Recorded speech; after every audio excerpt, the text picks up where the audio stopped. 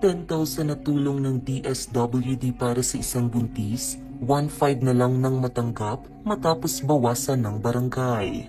Viral at usap-usapan ngayon sa social media ang video na ibinahagi ng isang buntis na umiiyak habang kinukwento ang ginawa ng kanilang barangay sa perang nakuha niya mula sa DSWD. Ano nga ba ang ginawa ng barangay at bakit maraming netizens ang nakikisimpatya sa galit at bigati ng nasabing buntis? Ang isang buntis na babae sa Davao del Sur na kinilalang si Ann Villarin ay naiyak na lamang matapos bawasan ng kanilang barangay ang ayudang natanggap niya mula sa Department of Social Welfare and Development o DSWD. Ipinost pa ng biktima sa kanyang social media account ang kanyang labis na kagalakan nang matanggap ang 10,000 pesos na ayuda mula sa DSWD bilang benepisyaryo ng Assistance to Individuals in Crisis Situation o AICS program. Ipinakita pa ng biktima sa kanyang post ang larawan ng perang natanggap, kalakip ang kanyang pasasalamat. Subalit, ang kanyang kasiyahan ay napalitan ng galit at lungkot matapos siyang ipatawag ng mga opisyal ng barangay na kinuha ang ayudang kanyang natanggap.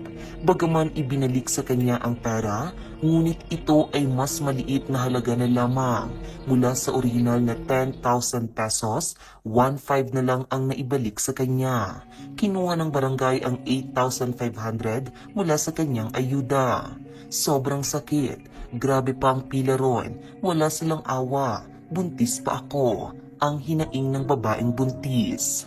Ayon sa DSWD, binawasan ng mga opisyal ng barangay ang kanyang ayuda upang ipamahagi ito sa iba pang nangangailangan sa kanilang nasasakupan. Subalit, ang ganitong aksyon ay iligal at hindi dapat ginagawa ng barangay. Sinabi ng DSWD na nangako ang barangay na ibabalik ang perang kinuha mula sa babae. Determinado ang DSWD na tulungan ang babae na magsampa ng kaso laban sa mga opisyal ng barangay na sangkot sa insidenteng ito. Samantala, makarating sa panig ni DSWD Secretary Rex Gatchalian ang pangyayari, agad itong nagpaabot ng paalala para sa mga benepisyaryo ng financial assistance. Anito, we are calling on all beneficiaries to never allow anybody to give their cash grants to them.